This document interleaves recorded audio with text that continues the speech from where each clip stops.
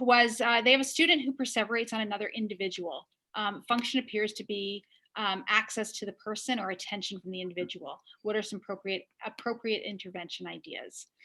Um, tough, tough, right? I think the question is, who is this other individual, and is it possible to talk to the other individual about ignoring the behavior or prompting for some kind of other alternative? If you've got some kind of if you've got the ear of the other individual, meaning if you've got some kind of persuasion over the other individual and able to talk to the other individual and train them of how they can react, that's amazing.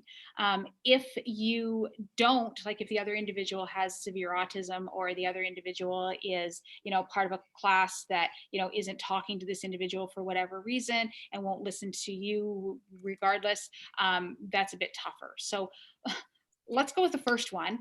The first one would be, hey, let's talk with the individual, or the other individual, the one who's, the victim, I guess you could say here, and seeing if you can teach that person how to interact a little bit more appropriately with our student, and talk to that person about trying to ignore certain behaviors, but also here's how to provide some attention when the student's engaging in appropriate behavior, right?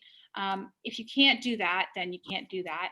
Regardless of whether you can do that or can't do that, think about replacement behavior, right? What replacement behavior do you need to teach this individual?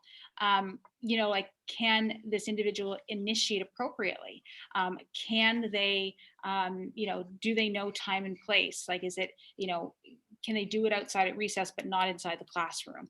Are there places that they can engage appropriately with this individual? So thinking about all that, I think that the replacement behavior is huge, and teaching them how to initiate appropriately is wonderful. Yeah, we had a similar student. Step away for 1 second. Sorry, guys. We had a similar student who the function was, this one sounds like it's attention, but for us, the function was actually just asking the question. Like, they just wanted that, that response. And it was just the response to the question, even if that person wasn't available, like that became reinforcing, was just the perseverative questions. So they had a method where they would answer it once and then no more. And so they would just redirect with saying something like, you already know the answer, or we talked about it, or something like that, so that they would just get that one response. And so that could be applied here also. Like, maybe if they want to talk to that individual, it could be like they exchange a ticket or something, like they get one thing, or maybe they get a certain number of tickets per day where they're able to exchange them for that person's attention, so that they know when it's happening, they know how many opportunities they have if that's reinforcing.